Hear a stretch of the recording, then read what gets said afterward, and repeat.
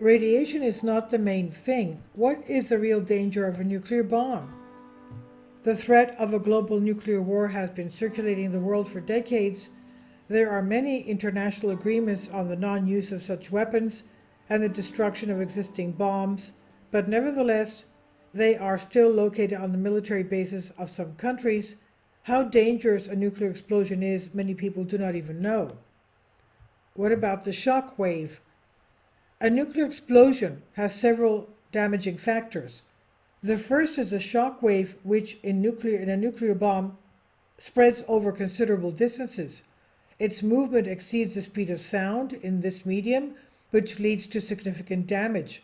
There is a strong compression of the air, which spreads very quickly in all directions from the center of the explosion. The wave breaks everything in its path, scattering fragments of buildings, glass fragments, pieces of trees, and parts of equipment in different directions. People can be hit by multiple fragments of debris, and since at the time of the explosion a vacuum forms in the center, after the shock wave stops, everything that flew from it in different directions will begin to return back at the same speed. The affected area depends on the power of the charge and the place where the bomb was detonated. The most dangerous is an explosion in the air, and the most benign is underground. Light emission. At the time of the explosion of a nuclear bomb, thermal radiation is formed, which is directed energy in the form of rays of the visible spectrum, ultraviolet and infrared rays. Depending on the power of the warhead, the effect of light radiation varies from fractions of a second to several tenths of a second. But even during this short time, any living creature that finds itself in the radius of damage will have its tissues instantly charred and melted. Even if a person is so far from the epicenter of the explosion that he will not suffer from the subsequent shock wave, he is still guaranteed blindness and skin burns of varying severity. Radiation. Together with light radiation, penetrating radiation arises. These are streams of gamma ray components capable of ionizing any substance, including living flesh. While entering into the cells of the tissue of the human body, they have a negative effect on the atoms of which they are composed.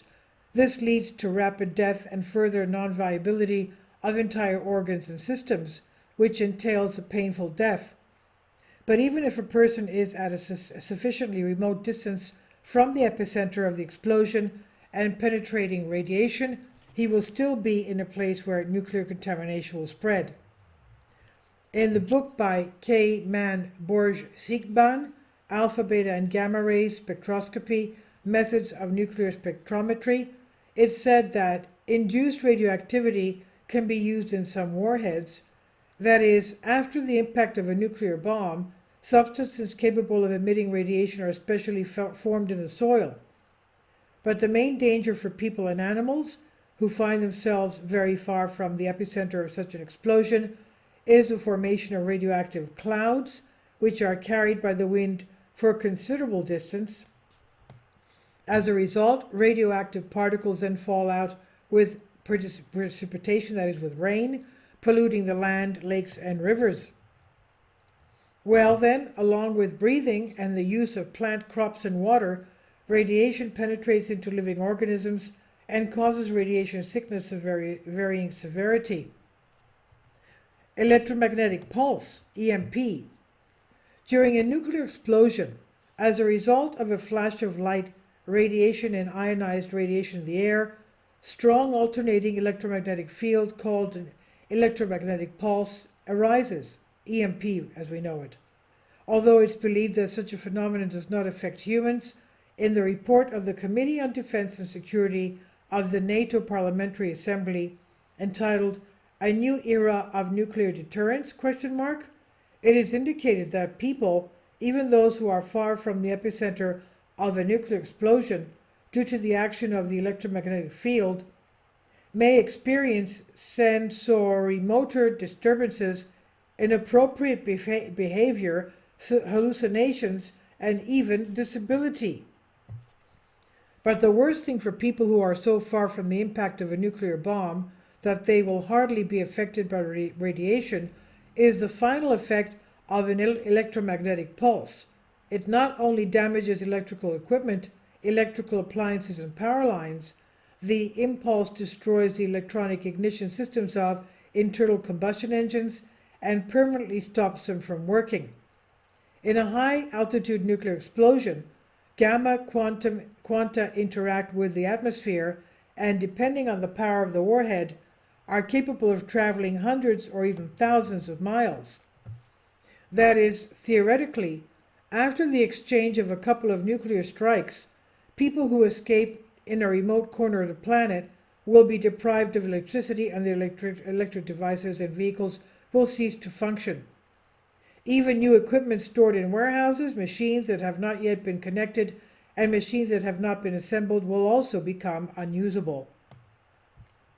The aftermath?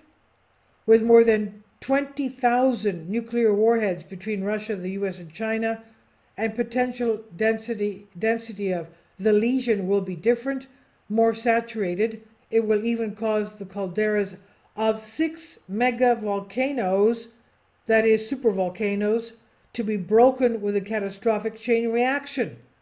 Okay, we're not just talking about nuclear, we're also talking about geological volcanoes, supervolcanoes erupting because of this. One black ash will circle in the wind and dosimeters will go off scale, but the grass will still turn green over our white bones, and a little white birch will make its way through the asphalt at the crossroads.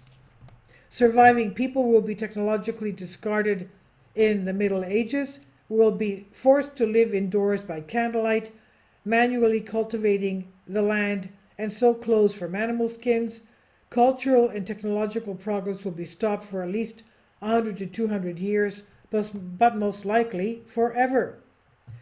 Primitive 2-stroke and 4-stroke internal combustion engines will not suffer, since they have no semiconductors, which from ionization will become just conductors, from which they will burn themselves with a direct current.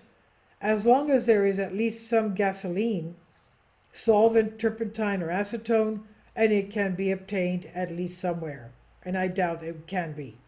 This is on Soul Ask. Please leave your comments. Thank you for your support.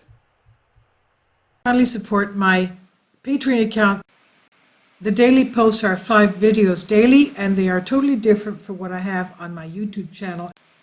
Thank you so much for your support, and that you find all my content so interesting. You'll find the Patreon account details in the description box below.